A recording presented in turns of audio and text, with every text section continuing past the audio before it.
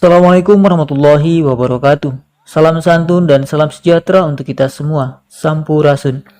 Sahabat yang saya muliakan, siapakah Satrio Piningit sebenarnya? Akhir-akhir ini di media cetak, elektronik, dan dunia maya khususnya sedang ramai-ramainya membahas hal tersebut, pemimpin Indonesia tahun 2024. Yaitu sosok diidam-idamkan yang bisa membawa negeri ini keluar dari segala macam mara bahaya dan bangkit menjadi mercusuar dunia. Pada video ini admin akan menyampaikan sebuah artikel yang semoga dapat menjawab pertanyaan tersebut. Referensi yang dipakai rata-rata bersumber dari manuskrip atau serat-serat kuno. Dalam hasanah budaya Jawa dikenal 3 satria.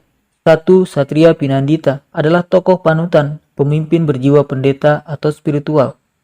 2. Satria Pinilih, yaitu pemimpin yang pada zamannya dibutuhkan untuk melawan angkara murka dan menjadi penunjuk jalan di masa kegelapan. Ketiga, Satrio Piningit adalah insan pilihan Tuhan yang akan menjadi pemimpin di masa depan. Ciri-cirinya harismatik, adil, bijaksana, dan berani melawan tantangan pada zamannya. Dalam salah satu karyanya, Raden Ngabehi Ronggowarsito menulis sebuah ramalan tentang sosok Satrio Piningit. Diceritakannya bahwa ada 7 nama Satrio Piningit yang kelak akan memimpin wilayah seluas kekuasaan pengaruh Majapahit dahulu. 7 nama itu antara lain Satria Kinanjura Murwa Kencana, Satria Mukti Wibawa Kesandung Kesamper, Satrio Jinumput Sumela Atur, Satrio Lelana Tapang Rame, Satrio Piningit Hamong Tubuh, Satrio Boyong Pambukaning Gapuro, dan Satria Pinandita Sinisihan Wahyu. Meskipun dalam tulisan itu dicantumkan 7 nama Satrio Piningit, bisa jadi ke-7 nama itu tidak merujuk terhadap 7 orang yang berbeda, tetapi banyak juga yang menafsirkan ke-7 nama itu adalah 7 orang yang berbeda-beda. Ke-7 nama satria yang diungkapkan oleh Ronggowarsito itu mengandung makna yang tersembunyi, karena seperti biasa para bijak zaman dahulu tidak pernah mengungkapkan sesuatu pelajaran secara gamblang. Mungkin memang benar setiap zaman akan muncul seorang satrio satu persatu seperti yang telah diramalkan. Namun terasa ada yang tidak pas. Karena dengan begitu setelah ke-7 satrio telah merampungkan tugasnya, maka kita akan kehilangan sosok yang bisa menjadi pemimpin Nusantara ini. Jadi ada baiknya kita coba menafsirkan ke-7 satria itu sebagai satu karakter yang utuh, tidak terpisah-pisah. Yang pertama Satria Kinanjura Murwa Kuncara. Dilambangkan sebagai Satria Kinanjura yang artinya adalah seorang yang berwatak satria, namun dalam proses kematangannya ia seperti dipenjara, dalam arti disembunyikan oleh sang waktu, bukan bersembunyi, hingga akhirnya sang waktu mengizinkan ia keluar. Maka ia akan keluar dan membawa Nusantara Murwa Kuncara, terkenal ke seluruh jagat. Kedua, Satria Mukti Wibawa Kesandung Kesamper. Mukti Wibawa artinya mulia dan berwibawa. Manusia ini adalah seorang satria yang mempunyai watak yang mulia selayaknya seorang ksatria dan mempunyai kewibawaan, namun selama masa Kinanjura ia sering kesandung kesamper. Artinya selalu ada yang berusaha menjegal jalannya. Ketiga, Satria Jinumput Sumela Atur. Jinumput mempunyai arti terambil dari tengah masyarakat. Untuk ikut Sumela Atur membantu memperbaiki kehidupan seluruh rakyat di Nusantara. Mengapa memakai istilah jinumput? Karena telah dijelaskan bahwa sebelumnya ia tidak berangkat dari kalangan politikus atau pemerintahan, malah disembunyikan di tengah lingkungan rakyat biasa. Keempat, Satria Lelana Tapang Rame. Lelana mempunyai makna tentang perjalanannya yang sering bepergian jauh dari rumahnya. Kepentingannya adalah tapang rame, maknanya yaitu membantu kesusahan orang lain tanpa mengharapkan imbalan. Kelima, Satria Piningit Hamong Tubuh. Piningit merupakan penekanan dari kata Kinanjura di atas, bahwa artinya bukanlah di penjara, melainkan hidup dibagaikan di penjara. Hamong Tubuh artinya satria ini mempunyai tugas untuk menumbuh kembangkan budaya nenek moyang yang telah lama dilupakan orang, agar rakyat Nusantara mempunyai jati diri yang kuat, namun tetap menghargai budaya lain walaupun tidak ikut budaya tersebut. Keenam, Satrio Boyong Pambukaning Gapuro. Boyong Pambukaning Gapuro mempunyai makna satria ini kelak akan pindah dari tempat asalnya untuk membuka gapura. Namun kami rasa gapura di sini mempunyai makna yang sangat luas. Bisa jadi gapura ini adalah gerbang dari harapan atau impian rakyat akan kehidupan yang lebih baik dari sebelumnya. Ketujuh, Satria Pinandita Sinasihin Wahyu. Pinandita bermakna bahwa satria ini akan memimpin bangsanya. Sedangkan Sinisihan Wahyu mempunyai makna bahwa dalam memimpin dan menentukan sikap, Ia selalu memegang teguh seluruh pelajaran yang didapat selama masa gemblengannya dulu. Jika digabungkan menjadi satu, maka kita bisa simak sosok Satrio Piningit itu sebagai berikut. Satria adalah sosok manusia yang benar-benar menjaga hukum kehidupan, pantang berbuat kesalahan, pun jika telah bersalah pasti ditebusnya. Menjadi seorang satria haruslah bisa menjadi manusia yang bermanfaat bagi alam sekitarnya, tidak memandang apa sukunya, agamanya, adat istiadatnya, hanya mementingkan kebaikan untuk seluruh alam. Bisa menjadi pandu bagi bumi pertiwi, tauladan bagi sesamanya. Dalam persiapan menjalankan tugasnya, ia mendapatkan pelajaran tentang kebijaksanaan dan hikmah kehidupan. Hidup bagaikan di penjara, disembunyikan oleh waktu, mendapat perintah untuk diam, tidak boleh terlihat menonjol di lingkungan sekitarnya.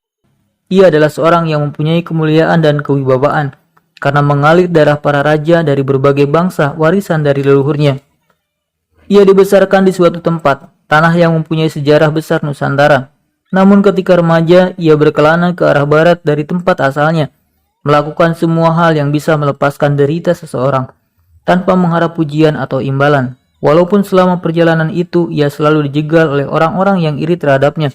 Hingga akhirnya ia telah kembali ke tempat asalnya untuk menumbuh kembangkan budaya tempat ia dilahirkan. Mengasuh pemuda-pemuda yang datang kepadanya, mengajarkan hakikat kehidupan dan tetap menolong sesama tanpa pamrih apapun. Kepulangannya inilah titik awal dari pelaksanaan tugas yang sesungguhnya. Membuka gerbang impian rakyat akan hidup yang adil sejahtera. Dalam melaksanakan tugasnya, ia selalu berpedoman pada kebijaksanaan. Tidak mau membeda-bedakan sesamanya, karena semua adalah makhluk Gusti yang Maha Pencipta. Lepas sudah semua atribut golongan-golongan selama ia melaksanakan tugas untuk memakmurkan masyarakat di sekitarnya. Kelak keberhasilannya bersamaan dengan kegagalan pemerintah negara. Tidak ada yang menyangka bahwa apa yang telah dikerjakan sang satria telah membuka hati rakyat. Satria yang telah lama dinantikan telah hadir membawa bukti bahwa dia telah berhasil memakmurkan rakyat sekitarnya ketika pemerintah gagal menyelamatkan negara. Dia yang akhirnya memimpin negara, membawanya terkenal ke seluruh jagat. Negara yang kertara harja, damai tentrem, gemah ripah loh jenawi. Sumber lainnya adalah Jangka Jayabaya, Uga Wangsit Siliwangi, dan beberapa naskah karangan dari Raja-Raja Mataram. Benarkah secara pribadi Satrio Piningit ini ada? Suatu saat negeri ini pasti akan dipimpin oleh seorang yang benar-benar mempunyai sifat hambek utama, adil paramata, dan berbudi bawa laksana. Tentu saja kita berharap masa itu segera tiba, namun sebelumnya marilah kita urai sedikit-sedikit benang-benang ramalan itu satu persatu. Menurut pemikiran penulis, Satrio Piningit bukanlah hanya mengacu pada sosok pribadi saja, namun ini bisa diartikan gambaran sebuah zaman di mana spiritual akan mewarnai kehidupan negeri ini, bukan liberalisme, komunisme, atau kapitalisme, ataupun fanatisme agama. Dalam serat-serat kuno tersebut disebutkan tentang kode-kode gaib yang akan menandai kemunculan zaman ini. Misalnya Bocah Angon, Trisula Triniji Suci, Gunung Merapi meletus, Sabdo Palon, Tumbal-Tumbal, Brekasaan, dan lain-lain. Apakah kode-kode di atas akan kita terima mentah begitu saja? Tentu saja tidak. Kita harus jeli tentang bahasa seloka ini. Semua ini bahasa kiasan, di mana sudah menjadi tradisi bagi orang-orang Jawa dalam menyampaikan sesuatu kepada orang lain. Lalu apakah tafsir Satrio Piningit pada diri kita sendiri? Satrio Piningit adalah ruh atau roh kita. Cobalah kita jujur pada diri kita sendiri. Bangsa ini telah berabad-abad dijajah secara fisik maupun fahamnya, falsafah hidup, budaya, dan lain-lain. Di mana terutama pada zaman Orde Baru, nafsu angkara murka telah mengobrak-abrik negeri ini. Sampai detik ini, sudah berapa persenkah penduduk negeri ini yang telah berusaha memperdayakan roh dalam hidupnya? Tentu saja sangat sedikit. Terbukti masih banyaknya penyelewengan-penyelewengan yang dilakukan oleh pemimpin kita. Baik itu kejahatan dalam birokrasi maupun kejahatan kemanusiaan. Juga dari yang lapisan bawah masih banyak terjadinya pembunuhan secara sadis, perampokan, pemerkosaan, dan lain-lain. Lalu apakah yang dimaksud dengan budak angon, gunung meletus, trisula bercadik, dan lain-lain? Mari kita kupas sedikit-sedikit. Bocah angon sebenarnya kita di dunia ini adalah para penggembala, yaitu mengembalakan diri kita sendiri. Kita harus bertanggung jawab tentang pengembaraan kita di dunia ini. Kita harus bisa mengembalakan atau bahasa Jawanya angon atau ngangon, nafsu kita. Kita harus bisa menundukkan nafsu-nafsu yang buruk, kemudian tunduk di bawah perintah sang roh melalui pikiran yang telah jernih. Pada hakikatnya hidup ini adalah angon atau mengembalakan tubuh ini, pikiran ini, nafsu ini, dan lain-lain. Lalu apakah yang dimaksud dengan gunung yang akan meletus? Gunung adalah simbol pola pikir atau alam pikir yang ada di kepala manusia. Gunung adalah bagian bumi yang paling tinggi atau atas. Pada manusia bagian teratas adalah kepala yang di dalamnya terdapat sang otak yang akan melahirkan pikiran atau ide-ide yang positif maupun negatif. Di dalam salah satu serat diceritakan Gunung Merapi akan meletus dan mengeluarkan bau anyir, bacin. Itulah simbol kekotoran pikiran. Menurut penulis artikel, akan segera ada kesadaran nasional, di mana dogma, radikalisme, fanatisme yang mewarnai cara berpikir bangsa kita ini akan mengalami revolusi secara besar-besaran. Tanda-tanda itu akan ditandai dengan sengkalan. Koroning langit binuka ing netra. Tahun ini menandai proses bergantinya tatanan zaman anyar. Lalu apakah kesadaran secara global itu tanda-tandanya sudah mulai kelihatan? Beberapa tahun yang lalu ada tim sempat survei ke desa-desa dan kota-kota, kata penulis. Ternyata sekarang orang-orang mulai tidak nyaman mengikuti ajaran agama yang bersifat dogmatis. Mereka mulai mempelajari dan berusaha memperdalam dunia tasawuf, sufi, kebatinan, kejawen, dan ajaran-ajaran yang lebih banyak menuntut laku atau tarekat dan mengedepankan perbaikan akhlak atau keluhuran budi. Lalu siapakah yang disebut dalam ramalan Sabdo Pahlawan akan dijadikan makanan jin setan berekasaan? Tentu saja mereka yang dalam hidupnya hanya mementingkan hawa nafsunya. Mereka akan termakan oleh setan yang ada di dalam dirinya sendiri. Karena menjelang kemunculan sang satrio peningit, alam akan berproses secara hebat. Untuk menuju zaman mulia, alam akan mengeluarkan dan menyingkirkan kekotorannya. Jadi jelas siapapun manusia yang tidak mau menyandarkan hidupnya kepada sang Halik akan tergerus oleh zaman. Mereka akan tersingkir baik secara fisik maupun pahamnya. Seyogianya sebagai manusia-manusia yang senantiasa mencari keutamaan hidup atau ngupadi keutamaan, kita tidak usah terlalu meributkan siapa yang akan tampil sebagai satrio piningit secara pribadi atau tokoh yang akan memimpin bangsa ini. Marilah kita berjuang supaya bisa menjadi satrio-satrio piningit buat diri kita sendiri, keluarga, dan lingkungan sekitar. Syukur-syukur bisa ikut menciptakan satrio-satrio piningit dari sekitar kita.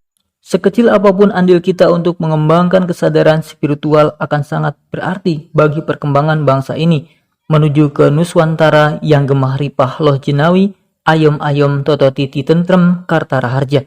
Demikian yang dapat admin sampaikan dalam video ini. Semoga bermanfaat bagi kita semua, khususnya bagi admin yang menyampaikan. Atas segala salah dan hilaf, admin mohon maaf yang sebesar-besarnya. Billahi taufiq wa hidayah. Wassalamualaikum warahmatullahi wabarakatuh.